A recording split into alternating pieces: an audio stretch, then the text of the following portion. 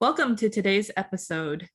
Hashtag Better Together, integrating mindfulness and coaching for a life better lived. A reminder that our podcasts are not medical advice. Today, we have a special guest joining us, April, who's also a physician, sharing her personal experiences and insights working with both of us, integrating mindfulness and coaching. A warm welcome to you, April. Thank you so much for being here. Thank you so much for having me. So the intention of today's podcast is to share a real-life example of the power and magic of blending mindfulness and coaching. We hope that you'll discover being open to the possibilities of integration of mindfulness in coaching, along with trying different techniques to do so, can start to shift old and ingrained habits that no longer serve you, your loved ones, or your patients. And the takeaways of today's episodes are that mindfulness and coaching are synergistic. They are better together. Together, they are magic and are important processes to help you engage in creating your own life better lived. Welcome, April. Thanks so much for joining us. Will you introduce yourself to our listeners and a little bit about how you and I met? I love sharing the origin stories of our guests and the human connections that were made that led you to being on our podcast. Thank you so much for having me, Nichang and Jessie. So I met Nichang in 2019 at a conference. She was doing a mindfulness session. And at that time, I didn't know much about mindfulness, but I was feeling a little overwhelmed in terms of work-life balance and just busy life as a physician. And even though it was early in the morning, I decided to sign up for her session. And I was so impressed with the session that she did. She was an introduction to mindfulness, and she had us do some little exercises that it really started my path to being interested in mindfulness. Well, thank you so much for those kind words. And thank you so much for coming to that session those years ago, like pre-COVID. What initially made you sign up for that session? I mean, I think at that time, I'm a physician. I had been a physician at that time for 17 years. I think I felt, I don't know if burnout is the right word, but I felt like I was working very hard and I wasn't prioritizing family enough and my self-care enough. And I was feeling very stressed out, and I had, tons of charts always pending.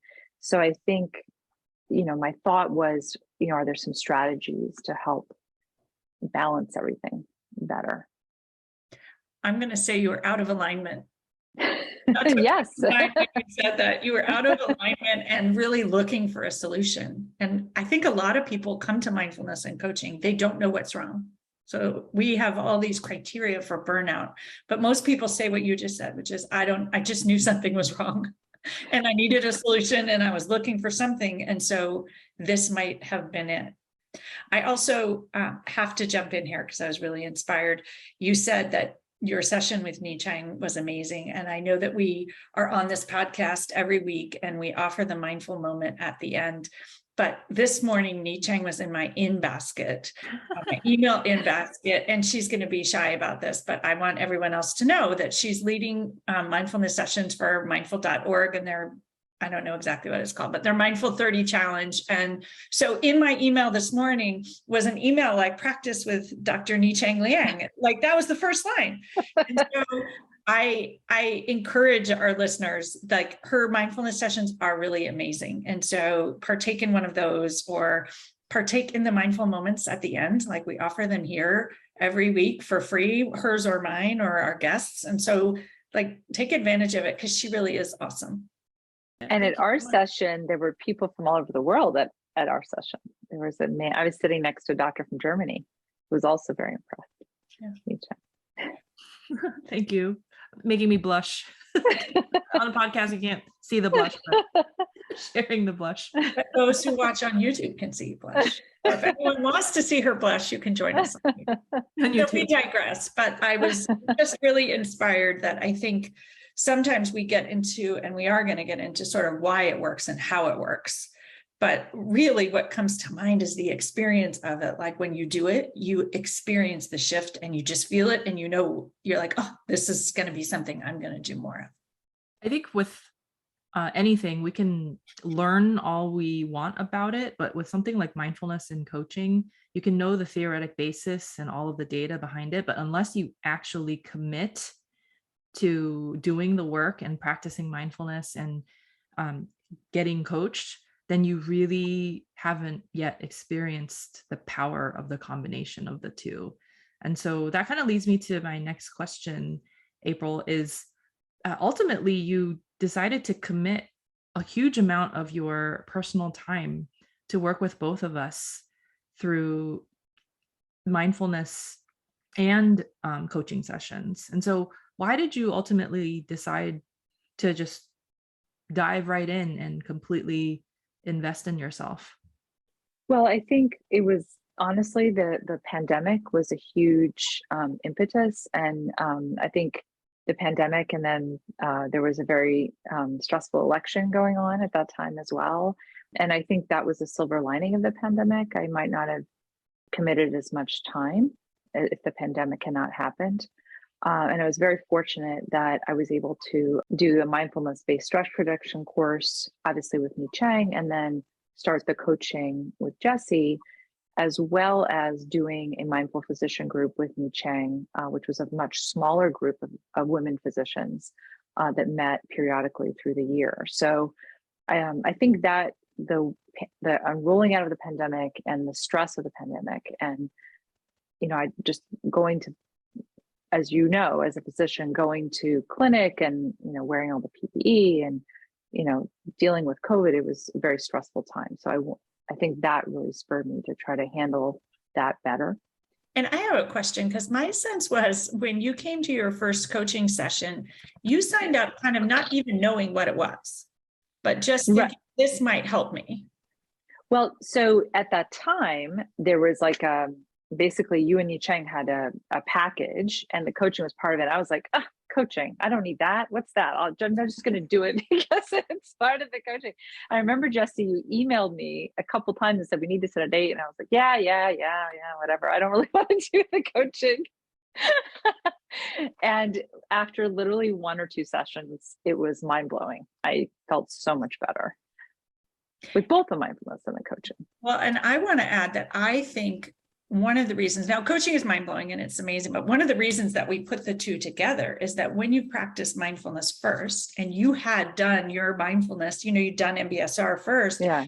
And you don't need to do all of MBSR to get this, but when you're practicing mindfulness, your brain is so much more malleable to the coaching. And it's when you come to it from this parasympathetic space where you know how to breathe into it and soften, and you're open to all of this rewiring, it works like that. And so when you had your first session, your brain was like, wow, like I could just think about this differently. And I think a lot of people are resistant. Well, why do I have to think about it differently? And you were just like, bring it on, because I have a lot of things that I would like to think differently. And then from there, it was just this cascade of how about this and how about this? And so I think you've mentioned it was like a light bulb turning on somewhere. And that was, I think, so I wonder if in your thought process, and that's why I always bring both of them together. I think it's really important to have the mindfulness and as a piece of the coaching, as opposed to sort of saying, I want this goal and how am I going to get this goal? Most of the people I work with and high achievers and doctors, like we're exceptional at pushing through the hard and getting to a goal, but that doesn't rewire your brain, and that doesn't create a way of living that's better. It just, you willpower and you run out, and you willpower and you run out. And that's where I think that combination, and you came, I often say like primed. And so when I work with people, I will even say like, we'll do our consult session, and then we'll start a week or 2 later. And I have people practice like at least 5 minutes of mindfulness every day, so that when they come, they're ready. And it doesn't have to be hard. It doesn't have to be all of MBSR, but of course there is a bit of a dose response with mindfulness, I think. And so you had like high dose mindfulness. So that I think is in part why your results the whole way through all this work have been so amazing, because you've stuck with both the mindfulness and the coaching for over 2 years. Mhm. And I honestly don't know. I don't know how you could do them separately. I mean, I guess you could do the mindfulness separately, but I think I agree. I think for the coaching, you really have to have that space to really stop and breathe and, like you said, the parasympathetic response to really quiet the mind. Because otherwise I think you just can't focus. And I was not, I would say, that open to it initially. I was like, well, is this really going to work? And I think actually practicing the mindfulness was very, like you said, actually doing the work, I saw a change almost immediately, even just with 20 minutes, 30 minutes a day of the mindfulness. And obviously in MBSR, you do more. And then with the coaching, I agree. I think they complement each other. They go together. But the coaching, for those who haven't done it, really helped me, change the way my thoughts were working. So again, as a physician, catastrophizing, never enough, just changing the way, and also just changing the way I was viewing the pandemic at that time and viewing the election. That really helped me to get through. The mindfulness helped me stay in the moment, and the coaching helped me change my thoughts so I could deal with everything better. And we often talk about different tools in coaching. So I would love to hear, just for fun, what are some of your favorite tools that you use, perhaps still, or the ones that really turned the light bulb on for you? For both mindfulness and coaching. So I will answer both. So, equal opportunity. So in terms of mindfulness, during the pandemic, I did a lot of, I would put my PPE on and I would do mindful breath. I put my hand on the door to the patient room and I would do a mindful breath. I would do mindful hand washing with each patient. And that really helped me be centered and be in the moment with the patient. And then we learned mindful listening as part of kind of MBSR and also the mindful physicians group. And that helped me interact better with the patients as well and listen to the patients. And the coaching, of course, I have favorite questions. I think the one I use the most is what if? And so in my case, it was what if it turns out better than you think? I use that a lot with the election. But even with the pandemic, I would start feeling myself spiral, this could happen, that could happen, everyone's going to die. And so that what if question was really helpful. Well, what if not everyone dies? Or what if, we handle it better than we think? And what if we do have enough PPE and what, kind of going forward. And then another Jessie special is, of course. So I use that a lot with my colleagues. Of course, my colleagues are freaking out, and running around stressed out about the pandemic. Of course, my children, are being cranky and don't want to make their bed or whatever the situation. So I think those two questions. And then the third question, which is another Jessie favorite, is what would love do? And that has been very helpful during kind of the second year of the pandemic, when we were dealing with patients and parents who, didn't want to get vaccinated or didn't want to wear their mask, or, just trying to connect with people with very different opinions than mine and trying to not be judgmental and non-judgment. It's another tenet of mindfulness. So those were probably the ones I come back to the most even now, those questions. And I would love to know, I know from working with you that you're making big changes now in your life, and you can share them or not, but I'm really curious about what you think in both the mindfulness and the coaching has allowed you to get to that space. Because I think for many physicians, it's really hard for us to step into uncertainty and step into the unknown and trust that it's going to be okay, and decide, like, really own what we want to do when we want to make a change, and that it's okay to live into our dreams and things that we would like. And so I'm curious if that feels like a comfortable question to ask without putting you on the spot. I'm inspired to know what you think. Well, I think the mindfulness helped in terms of really listening to kind of myself and taking those pauses. You're talking about pause and be present, and really naming my emotions. That's one of the things, seeing what the emotions were and recognizing what was going on. I think without the mindfulness, I was just always rushing around and I wasn't paying attention to what was happening. And I think when I started to do that, I realized that there were a lot of negative emotions around the way that my job was going. And once I recognized that, that's when I think I started saying I can make a change. And then the other part of it was the coaching. I had a lot of negative thoughts about changing my role in medicine. I had a lot of shoulds about what physicians should do. And so I think the coaching helped with that, kind of my preconceived notions, challenging those and reframing how I was thinking about the process. Did I answer the question? Yeah, no, that was beautiful. Yeah, really, it was a very eloquent way of explaining how coaching allows you to show up from a different perspective. And mindfulness sort of opens your mind. And then I like to think of it as mindfulness makes you receptive, and then coaching helps you choose a direction and actually like set an intention and move forward. But the mindfulness creates the space and the compassion to move forward in a way that's authentic for you. Mm-hmm. I think the other thing in terms of a shout out to both you and Yi Chang is I did as part of this journey, small groups with other physicians. And I think feeling like other physicians felt the same things I was feeling, because prior to that, I felt like I was the only one who was overwhelmed or not caught up on charts or stressed about, work-life balance, stressed about the pandemic, and seeing that kind of common humanity, seeing how other physicians had some of the same concerns also was helpful. So I like that process. And you did small groups, both for coaching and mindfulness. Yes. And that I think that idea of not being alone and having that community, I think a lot of people worry about doing these things with other people and what will other people think, and that their story is different or unique, or they're more stuck or more broken than other people. And so I think we do have a lot of visibility and vulnerability issues as physicians, but that being willing to show up in the group, I think, has been a really valuable experience for you.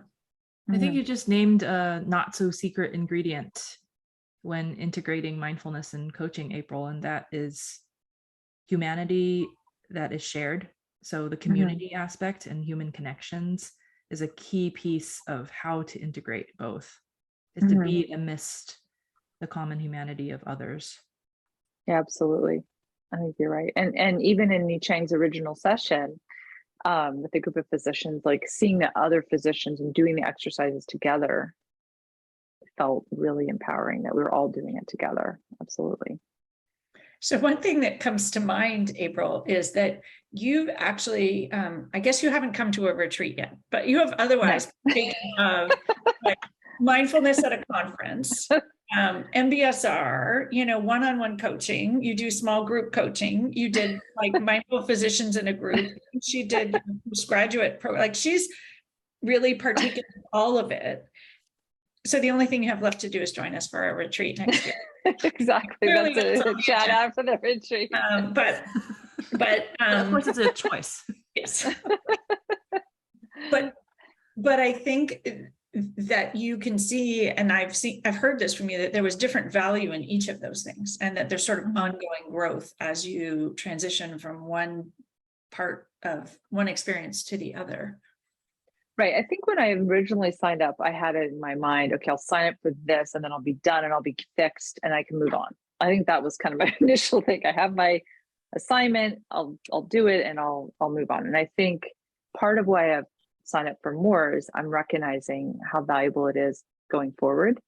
I mean, hopefully I'll have a point, maybe never, where I won't need that. But for sure, the mindfulness, I think, is going to be a lifelong practice, but even the coaching is so helpful. I'm sure there will be times I'll need more or less of it, but now that I see how helpful it is, I anticipate I'll be doing it for a while in some capacity. Yeah, and you've done it more frequently and more spaced out. And my sense is that you also can do a lot of the self-coaching on your own. Yes, meeting with your coach is always helpful. And I fully disclose on this podcast that I still get coached and I find it super helpful. But I think your ability to self-coach has also improved dramatically. And so in between, you're able to not get into that spin over time. And Yi Chang always says, name it to tame it, right? I think that's just naming that. I was spinning the other day about one of my children starting high school, and it just kind of coming out of that, just seeing what I was doing and coming out of that, exactly what you said. I don't know how well I did it, but at least it's better than before. I was able to do that. One other question I have for you, which it just popped up, is that I have seen you apply this, like you came to it through medicine and you came through it through a professional conference and wanting it to help you with your work. How has it helped you in all the rest of your life? I think it's helped dramatically. I mean, I think with both mindfulness and coaching, one of the key pieces for early on was, just kind of allowing and accepting that I wasn't in control. And that's been very, very helpful with my family, with my extended family, with kind of every aspect of things that I do in my life. I think that was a big piece of it. And I mean, obviously it's a little bit different when I apply it to medicine, but I definitely think it's helped with all my relationships going forward.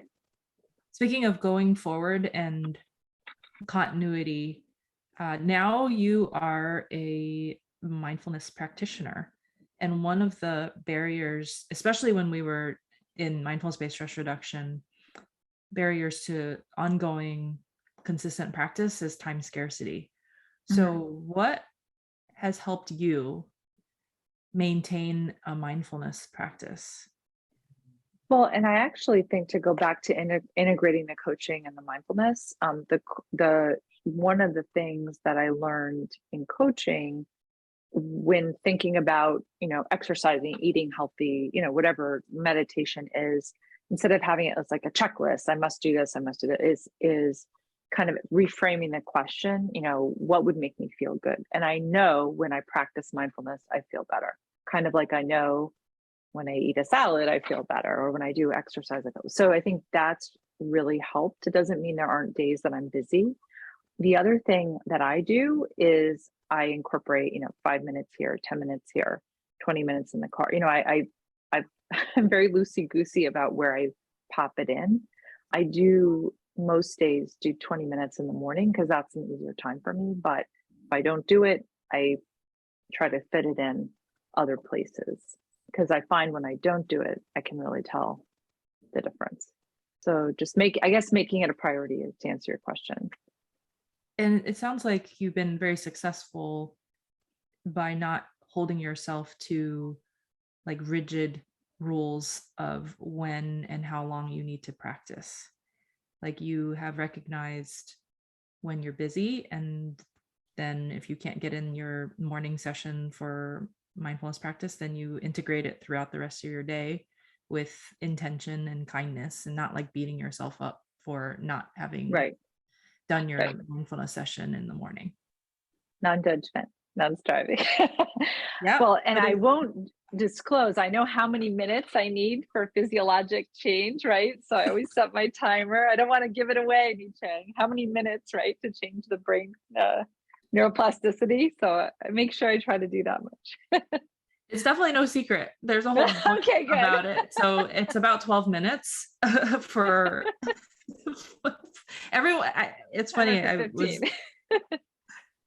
just getting interviewed for a podcast prior to this, and that question came up again. So announcing it far and wide, it's about Everybody 12 minutes for a minimum effective dose. A day, I should say. And you called yourself loosey-goosey, but I want to say you're flexible. You're just like committed to making those 12, 15 minutes happen, and you're going to do it in whatever way works for you.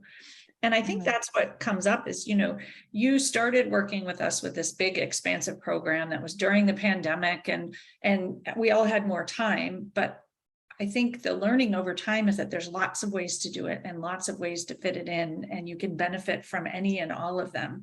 Sometimes we want to do it in just the best way, or I don't have time to do that right now. I don't have time to, and it's almost, I'm thinking of that flip question, like you don't have time not to do it. And like you can figure out how to make it work with whatever's going on in your life if you want that benefit. Well, the other way, as a physician, it's been very busy right now. And so in clinic, I used to run around, and now I find that's another way I'll do a minute or two, even just in between patients, to kind of center myself. And it's made, I think, the patient interactions better as well. I know it's not just for my practice, but that little tiny amount makes a big difference during the day as well. And I guess that's being flexible too, to go back to your point. Well, and one thing you've mentioned multiple times in this last bit is the idea of living mindfully. And so it's not just I practice for my 12 minutes and then I do my coaching here and the rest of the time I just go about my life. You're actually modeling this integration, not only bringing coaching and mindfulness together, but making them an integral part of your life. And that seems like it's changed you. Yeah, I mean, you mentioned the word alignment earlier. I think now, and again, I think it's the integration of the mindfulness and the coaching is when I do something kind of unconsciously now, I'm thinking, well, is this in alignment with my values, how intention for how I want to live my life? Is running off and doing charts instead of being with my family in alignment with, my values and what I want to do. So again, I don't always stick with that, but you're right. I think it's made the way that I live my life intentional unconsciously. I'm not aware of it a lot of the time, for sure.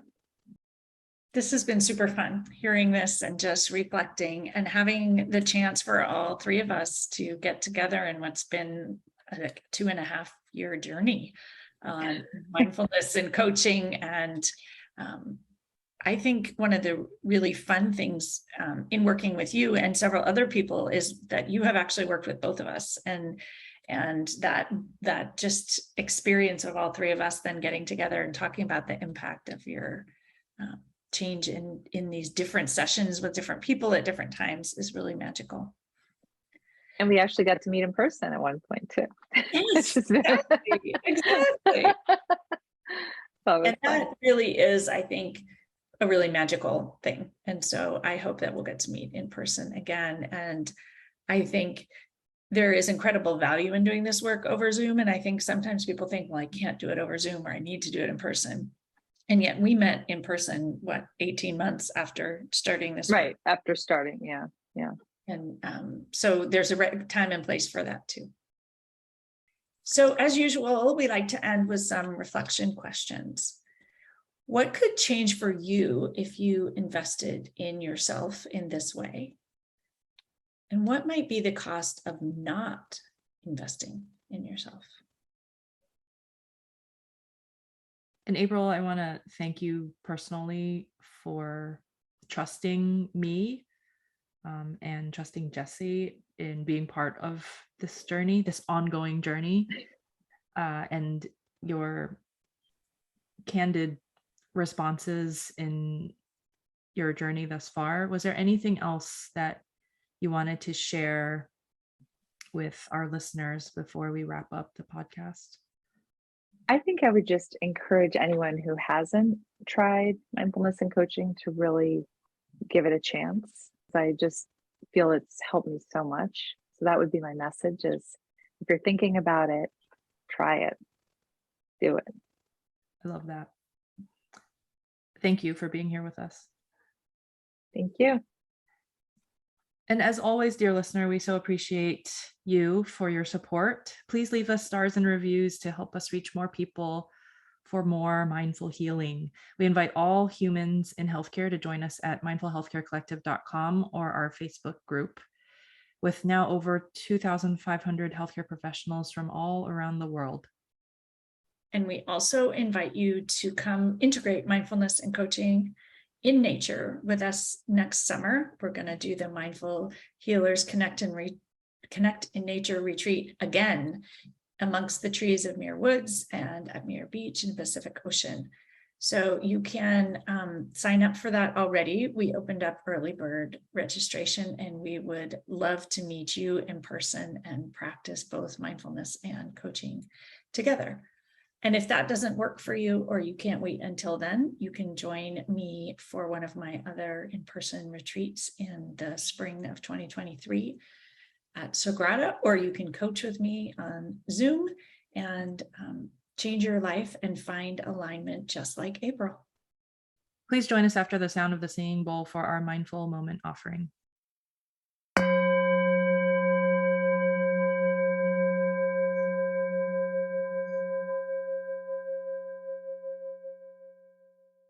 Welcome to this mindful moment offering.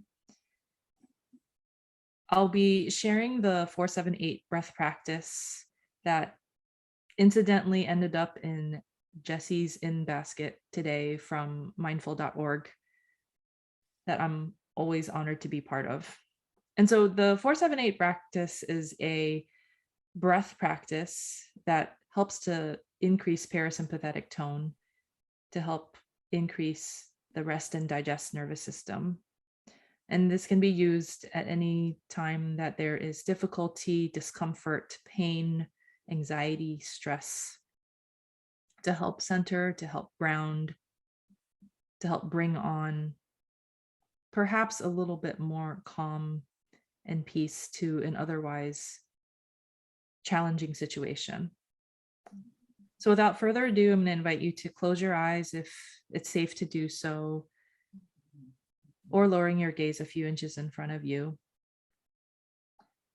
And as a pulmonologist, I love to ask people to check in with their body position, because we know we can optimize the volumes of our breath if we set our body positions up for success in doing so. And so that usually entails making sure that your head is atop your neck, atop your shoulders, atop your hips, maybe sitting a little bit more upright to enable full expansiveness of your rib cage as they move. And so we will take a deep breath in together for 4 counts. So inhaling through the nose, 2, 3, 4, and then holding your breath for 7 counts. 2, 3, 4, 5, 6, 7, and then exhaling through your mouth for 8 counts.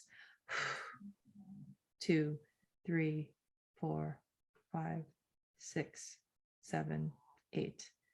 And we'll do that breath cycle 2 more times. In through the nose, 2, 3, 4, hold, 2, 3, 4, 5, 6, 7, and then out through the mouth, 2, 3, 4, 5, 6, 7, 8. And then one last time in through the nose, 2, 3, 4, hold, 2, 3, 4, 5, 6, 7, and then out through the mouth for 8, 2, 3, 4, 5, 6, 7, 8. And then inviting you to return back to your usual breath pattern. Simply noticing the sensations of breathing.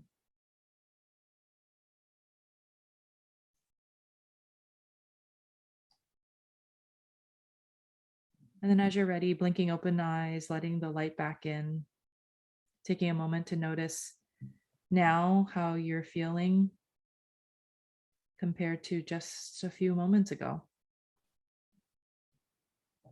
Thank you so much for practicing with me. And I'd like to credit Dr. Andrew Weil for teaching and making popular this 478 breath practice.